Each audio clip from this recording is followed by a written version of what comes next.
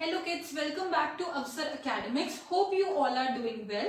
सो आज हम अपना क्लास 12 हिस्ट्री का फर्स्ट चैप्टर यानी कि the story of the new cities या फिर पुरानी बुक्स में ब्रिक्स, बीट्स एंड स्टोन के नाम से भी चैप्टर होगा, जो बेसिकली है इंडस वैली सिविलाइजेशन, उसके बारे में बात करेंगे। जो आज की हमारी वीडियो होगी वो इंट्रोडक्टरी वीडियो होगी अबाउट इंट्रोडक्शन। तो ये वीडियो थोड़ी ना लंबी होगी, तो इसलिए हम इसे दो पार्ट्स में बताने वाले हैं, पार्ट 1 एंड पार्ट 2।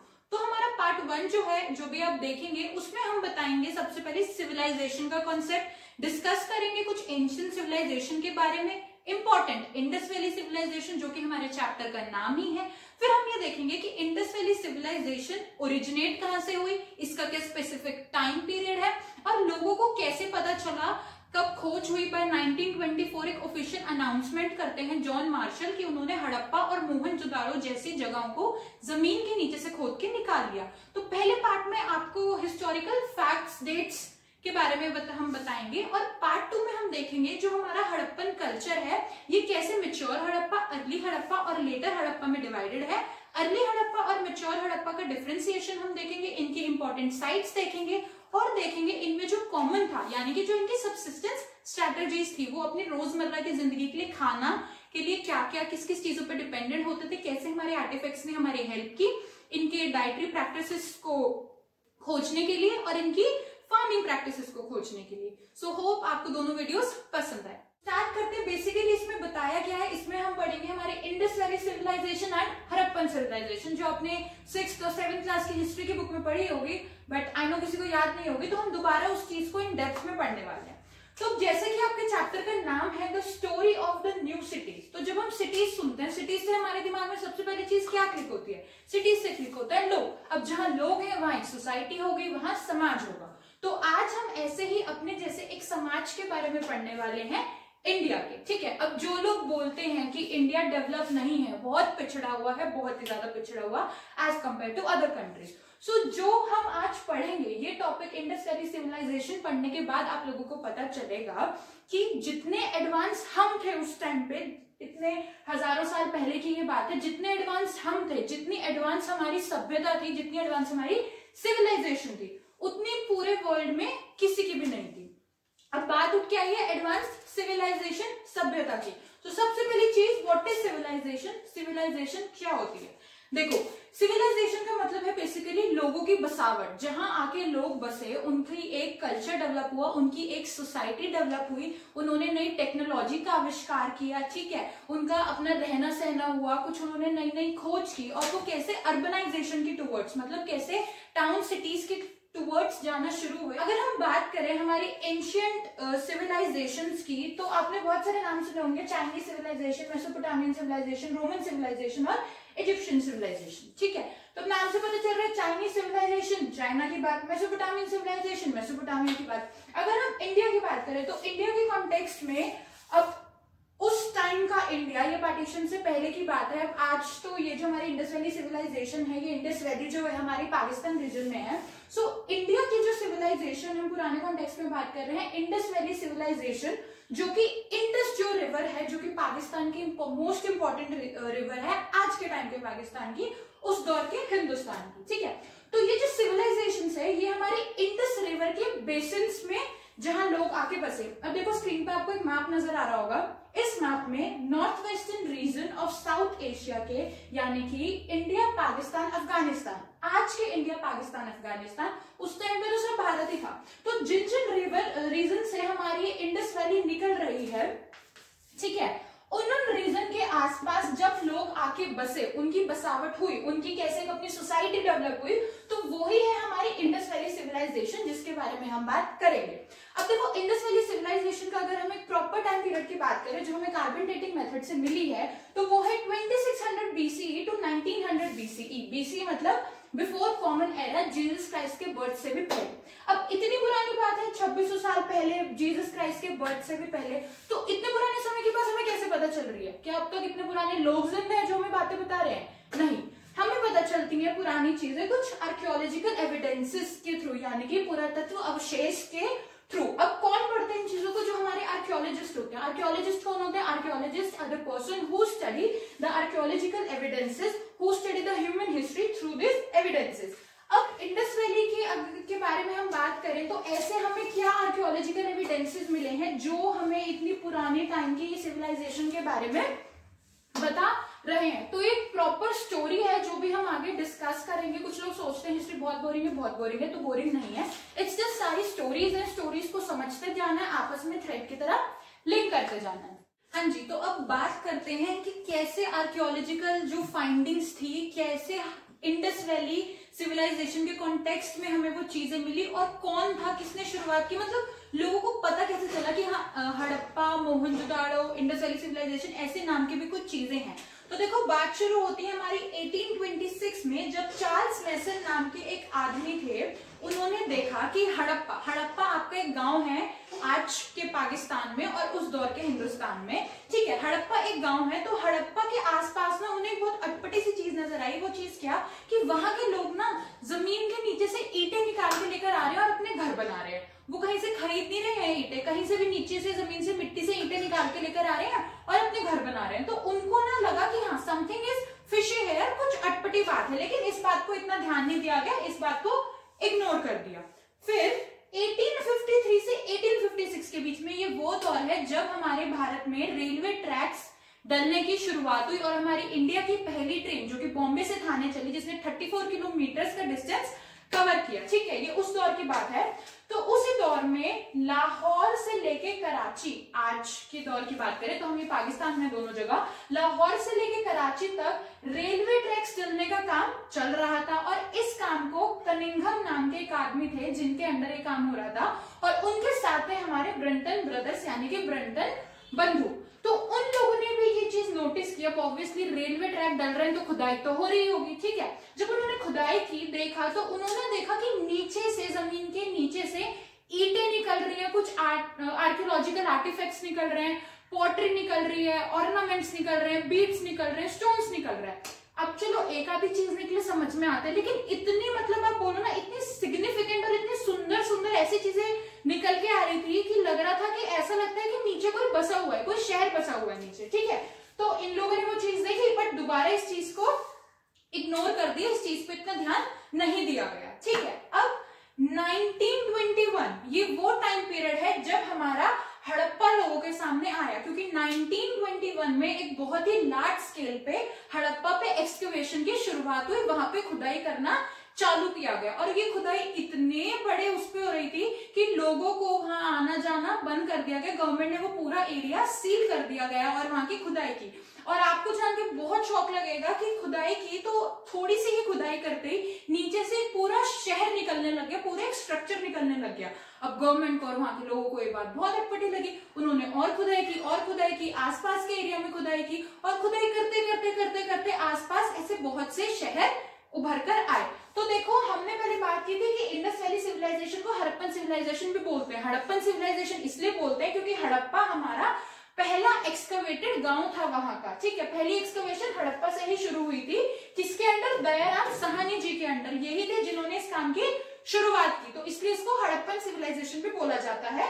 1921 में इसकी एक्सकवेशन हुई। अब इसके तुरंत बाद 1922 में मोहनजोदड़ो की एक्सकवेशन हुई। मोहनजोदड़ो हमारे इंपॉर्टेंट सिटी है इंडस वैली सिविलाइजेशन का। अच्छा, मोहनजोदड़ो के बारे में एक बहुत ही अमेजिंग चीज ये है कि ये ऐसा शहर है जो 9 बार उजड़ा और उजड़ के दोबारा उसी लेवल पे, उसी बेस पे दोबारा खड़ा हो गया। तो आप देख रहे हो कितने सोफिस्टिकेटेड थे वो लोग अपने सभी काम को लेके। अब आज के दौर में हम बोलते हैं हमें सेक्टर में घर चाहिए, तो उस टाइम पे कितने हजारों साल पहले की बात है, मोहनजोदड़ो में इतनी अच्छी टाउन प्लानिंग की, इतनी अच्छी उनके कंस्ट्रक्शन मटेरियल देख लो या उनकी टेक्निक्स देख लो कि 9 बार उजड़ के भी सेम उसी प्लेटफॉर्म पे, उसी जगह पे दोबारा नई सिटी डेवलप हो गई। अब 1921 में जब हड़प्पा में एक्सकवेशन हुई तो दयाराम साहनी जी के अंडर हुई। 1922 में जब मोहनजोदड़ो में एक्सकवेशन हुई तो वो रखालदास बैनर्जी के अंडर हुई, ठीक है। अब एक्सकवेशन हुई, नए शहर निकल कर आए और ऐसे बहुत बहुत से शहर निकल कर आए। और आप मानोगे नहीं, 1921 से 1947 तक, यानी कि जब हमारा भारत देश आजाद हुआ उस दौर तक 40 ऐसे सच साइट्स बाहर निकल के आई। पूरे के पूरे शहर नीचे जमीन से बाहर निकल कर आए। अब स्टिल इस चीज को एक्सेप्ट करने में, समझने में लोगों को और टाइम लगा। उनको समझ नहीं आया, अभी तो उनको लग रहा था कि कोई मैजिक हो रहा है, हम खुदाई कर रहे हैं और नीचे से शहर निकल रहे हैं, ठीक है। अभी भी उन्हें क्लियर आइडिया नहीं था कि हो क्या रहा है। इट 1924 जो कि जॉन मार्शल यानी कि जो हमारा आर्कियोलॉजिकल सर्वे ऑफ इंडिया है उसके जो डायरेक्टर जनरल हैं, उन्होंने 1924 में एक ऑफिशियल अनाउंसमेंट की कि हाँ जी हमने हड़प्पा और मोहनजोदड़ो जैसे जगहों की डिस्कवरी की है। ठीक है, एक ऑफिशियल अनाउंसमेंट हुई, लोगों को समझ आया कि हाँ हड़प्पा और मोहनजोदड़ो जैसी जगह एग्जिस्ट करती हैं और जमीन के नीचे से ये शहर निकले हैं। तो इस चीज को इतना सिग्निफिकेंट माना गया, लोगों को लगा कि हाँ हमारी, उनको ऐसा लगा कि इंडिया का कोई उनसे बिछड़ा हुआ हिस्ट्री का ग्लोरियस टुकड़ा वो उन्हें मिल गया है। और इस चीज को जब कार्बन डेटिंग मेथड से इसकी डेट निकाली गई तो कहीं 2500, 2600 ईयर्स एगो यानी कि उस टाइम पे प्लेस किया गया जब हमारे वर्ल्ड में मेसोपोटामियन सिविलाइजेशन और इजिप्शियन सिविलाइजेशन चल रही थी। तो इंडस वैली सिविलाइजेशन को इतना पुराना माना जाता है। अब हमने देखा कि 1921 में हमारा हड़प्पा और 1922 उसके जस्ट तुरंत बाद मोहनजोदड़ो एक्सकवेट हुआ। 1924 में एक ऑफिशियल अनाउंसमेंट हो गई कि हमने हड़प्पा और मोहनजोदड़ो को डिस्कवर कर लिया है। और ये भी हमने देखा था कि देखो 1921 से और 1947 तक, ठीक है, यानी कि हमारे हड़प्पा के एक्सकवेशन तक till the time of independence ऐसी 40 साइट्स जो थी हमारे आर्कियोलॉजिस्ट ने वो एक्सकवेट कर ली थी। और अगर हम आज की एट प्रेजेंट की बात करें तो एट प्रेजेंट के इंडिया और पाकिस्तान में टोटल मिला के ऐसी लगभग 1400 से 1500 तक साइट्स ऐसे जमीन के नीचे से पूरी की पूरी सेटलमेंट्स बाहर निकली हैं। और अगर हम बात करें इंडिया की, ठीक है, इंडिया की और उसके साथ पाकिस्तान और अफगानिस्तान की, तो इन तीनों, उस टाइम पे तो पूरा इंडिया ही था, ठीक है। अब अफगानिस्तान में ऐसी 2, इन 1400-1500 में से बात कर रहे हैं, पाकिस्तान से 475 और इंडिया, खाली हमारी इंडिया से ऐसी 925 साइट्स निकल के आई हैं नीचे से, जमीन के नीचे से, ठीक है। और इंडिया में मोस्टली साइट्स जो ऐसे हमें हमारी निकली हैं इंडस वैली सिविलाइजेशन की, मोस्टली साइट्स वो निकली हैं गुजरात से, गुजरात के अलावा जम्मू कश्मीर, हरियाणा, उत्तर प्रदेश, महाराष्ट्र और पंजाब से।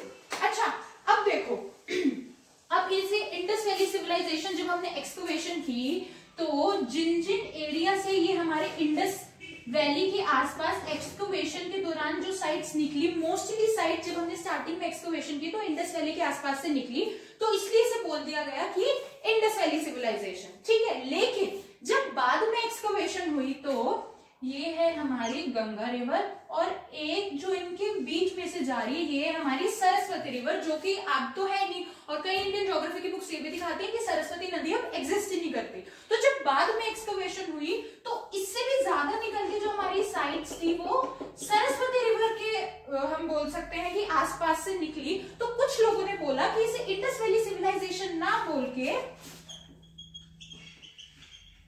सरस्वती सिविलाइजेशन बोलो, ठीक है। अब समझ में आया हड़प्पन सिविलाइजेशन क्यों बोला था, क्योंकि 1921 में हड़प्पा हमारी पहली जगह थी जो एक्सकवेट हुई। इंडस वैली सिविलाइजेशन क्यों बोला कि जब एक्सकवेशन हो रही थी तो सबसे पहले साइट्स जो थी बहुत सारी इंडस वैली के आसपास निकली, इसका नाम इंडस वैली सिविलाइजेशन रख दिया। लेकिन बाद में जब एक्सकवेशन हुई तो कुछ लोगों का कहना था कि इसका नाम सरस्वती रिवर सिविलाइजेशन रखो या फिर इंडस सरस्वती सिविलाइजेशन रखो। चलो ये थे लोगों के डिफरेंट ओपिनियंस, ठीक है, ये बात की बात है। एक चीज और हमने बोला था कि इंडस वैली सिविलाइजेशन को ब्रॉन्ज एज सिविलाइजेशन भी बोलते हैं। ब्रॉन्ज एज सिविलाइजेशन क्यों बोलते हैं, क्योंकि जो हमारी ब्रॉन्ज एज थी, ब्रॉन्ज एज का हमारा टाइम पीरियड था 3000 बीसी से 1000 बीसी तक, ठीक है। ब्रॉन्ज एज से पहले हमारी स्टोन एज थी, जो हमारी 3 स्टोन एज है, ठीक है, चालकोलिथिक, पैलियोलिथिक एंड मेसोलिथिक। और हमारी ब्रॉन्ज एज के बाद थी हमारी आयरन एज, ठीक है। इसी सेम टाइम पीरियड पे जब हमारी ब्रॉन्ज एज थी तो हमारे इंडिया में हमारी इंडस वैली सिविलाइजेशन भी थी। इंडस वैली सिविलाइजेशन के जो इनहेबिटेंट्स थे यानी कि जो हड़प्पा के लोग थे, उन्होंने मेटलर्जी यानी कि अपने टूल्स बनाने शुरू करे। अब देखो इससे पहले स्टोन एज थी, स्टोन एज में लोग क्या करते थे, स्टोन से अपने टूल्स बनाते थे, वेपन स्टोन से बनाते थे। लेकिन ऐसा इंडिया में पहली बार हुआ था इस टाइम पीरियड पे, ब्रॉन्ज एज टाइम पीरियड पे, कि लोगों ने मेटल्स प्रोड्यूस करने स्टार्ट करे। कॉपर, ब्रॉन्ज, लीड और टिन जैसे मेटल्स का यूज करके अपने ऑर्नामेंट्स बनाए, पॉट्स बनाए, कुकिंग के यूटेंसिल्स, मतलब अब वो जो भी चीजें बनाते थे ना उसमें मेटल इंक्लूडेड था। जैसे जैसे वो डेवलप होता गया, जो आगे हम पढ़ेंगे लेटर हड़प्पा पीरियड आता गया, उसके बाद हमारी आयरन एज आ गई, क्योंकि लोगों ने आयरन के टूल्स बनाने शुरू कर दिए। आयरन के टूल्स थे वो ज्यादा ड्यूरेबल होते थे, इसलिए अब आयरन एज आ गई थी। तो ये 3 नाम हमें क्लियर हो गए कि हड़प्पन सिविलाइजेशन क्यों बोलते थे, इंडस वैली सिविलाइजेशन क्यों बोलते थे और ब्रॉन्ज एज सिविलाइजेशन क्यों बोलते थे। तो अब अगर हम बात करें हमारे हड़प्पन पीरियड की, तो हमारा हड़प्पन पीरियड 3 उसमें डिवाइडेड है। सबसे पहले जो हमें बेसिकली मेन फोकस करना है, जो हमें आपकी एनसीईआरटी टेक्स्ट बुक पे गिवन है पीरियड जो हम स्टडी कर रहे हैं, वो है 2600 बीसी से 1900 बीसी का, जो है हमारा मैच्योर हड़प्पा, जो कि हमारी हड़प्पन सिविलाइजेशन भी बोलते हैं हम इसे, ठीक है। अब इस टाइम पीरियड से जो पहले वाला टाइम पीरियड था वो है हमारा अर्ली हड़प्पा, और ये 1900 बीसी के बाद वाला जो पीरियड था वो है हमारा लेटर हड़प्पा, ठीक है। अब ये अर्ली हड़प्पा और लेटर हड़प्पा क्या है वो मेरी बात सुनो। अब ये जो मैच्योर हड़प्पा जिसको हम हड़प्पन सिविलाइजेशन बोल रहे हैं, जहां हमने बोला इंडस वैली के किनारे जहां लोगों की बसावट हुई, अब इससे पहले भी तो लोग रहते होंगे, है ना। वो लोग रहते थे, उनका वो कुछ खाते पीते थे, उनकी अपना समाज था, रहना सहना, उनका अपना एक कल्चर था, ठीक है। वो चीज फिर वो उजड़ा होगा उनका, मान सकते हैं कैसे उजड़ा, हो सकता है नेचुरल डिजास्टर, फ्लड आ गई हो, आग लग गई हो, ठीक है। उनकी वो बसावट उजड़ी, फिर आके लोग रहे, सिमिलरली वो उजड़ी फिर, तो इसलिए नए लोग आके बसे, तो इसलिए इसको डिफरेंट टाइम पीरियड में बांटा गया। तो हमारा जो मेन फोकस रहेगा वो यहाँ पे रहेगा हमारा मैच्योर हड़प्पा का पीरियड, जो कि 2600 बीसी से 1900 बीसी तक का। हमारे सोर्सेज हैं जो हमें हड़प्पन पीरियड मैच्योर हड़प्पा के बारे में बताते हैं, वो हमारे सोर्सेज हैं ब्रिक्स रिमेन्स ऑफ हाउस। उस टाइम में जो घर होंगे उनकी बची हुई ईंटें और माउंट्स हम बोल सकते हैं, जो हमारे हाउस के कुछ स्ट्रक्चर रह गए होंगे, ornaments, tools, pots, weight, stone, seal और जो हमारा सील है वो एक इम्पोर्टेंट सोर्स है जो कि हमें हेल्प करता है हड़प्पन सिविलाइजेशन के बारे में पता लगाने में। दो जो हमारी हड़प्पन सील है वो अभी तक अनडेसिफर्ड है। अनडेसिफर्ड मतलब कि जो हमारे आर्कियोलॉजिस्ट हैं उसको समझ नहीं पाए हैं। देखो आपको स्क्रीन पे हड़प्पन सील की पिक्चर नजर आ रही होगी, ठीक है, और मैंने ड्रॉ भी की हुई है रफली, आपकी एनसीईआरटी टेक्स्ट बुक में इमेज दी हुई है, कुछ ऐसी सी है। अब ये मोस्ट डिस्टिंक्टिव आर्टिफैक्ट है हमारा हड़प्पन सिविलाइजेशन का, एक स्टेटाइल नाम का स्टोन है उससे बनी हुई है, और इस सील को देख के लगता है कि इसके ऊपर एनिमल मोटिव्स और कुछ साइंस बने हुए हैं, ठीक है, कुछ सिंबल्स बने हुए हैं। दो हमारे आर्कियोलॉजिस्ट अभी अच्छी तरीके से इसको समझ नहीं पाए कि ये एग्जैक्टली लिखा क्या है, ठीक है, इसकी जो लिपि है उसको नहीं समझ पाए कि लैंग्वेज की लिपि क्या है, ठीक है। अब जितना भी हम जान पाए हैं हड़प्पा के बारे में वो इन सब चीजों से जान पाए हैं, ऑर्नामेंट्स, टूल, पॉट्स, वेट वगैरह से। अभी तक सील से हमें कुछ पता नहीं लग पाया है, बस एक अंदाजा ही लगा सकते हैं कि अच्छा ये इन्होंने चीजें लाइक एनिमल मोटिव सील पे बना रखे हैं, तो ये इन चीजों से कहीं ना कहीं फेमिलियर थे। अगर हम इस सील को डेसिफर कर पाए, इसको पढ़ पाए, तो हमें और कितना सब जानने को मिलेगा हमारे हड़प्पन कल्चर के बारे में। अब कुछ लोगों ने हड़प्पन पीरियड को हड़प्पन कल्चर भी बोला है। देखो कल्चर का मतलब क्या होता है, कल्चर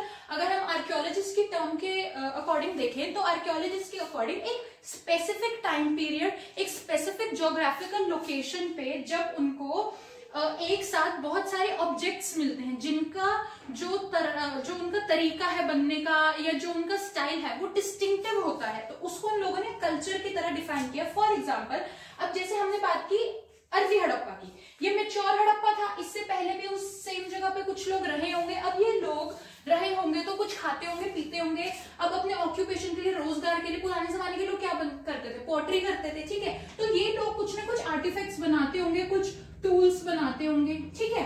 तो ये जो सभी टूल्स हैं एक हमें एक एग्जैक्ट एक ही ज्योग्राफिकल एरिया में एक हमारे टाइम पीरियड में मिले होंगे और इनमें हमें वेरिएशंस देखने को मिली होंगी। तो ये एक हो गया एक कल्चर जो कि अर्ली हड़प्पा के लोग करते हैं। सिमिलरली मैच्योर हड़प्पा के इस टाइम पीरियड के लोग कुछ बनाते होंगे, वो एक कल्चर हो गया। लेटर हड़प्पा का एक कल्चर हो गया।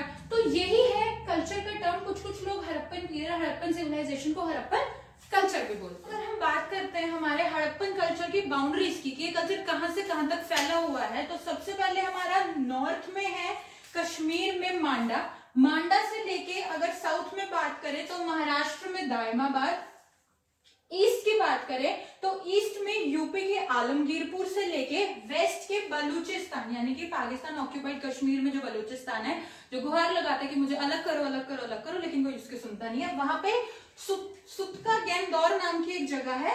तो ये हमारा पूरा एक्सटेंट है कि कहां से लेके कहां तक, एक आउटलाइन बाउंड्री है कि कहां से लेके कहां तक हमारा हड़प्पन कल्चर फैला हुआ है।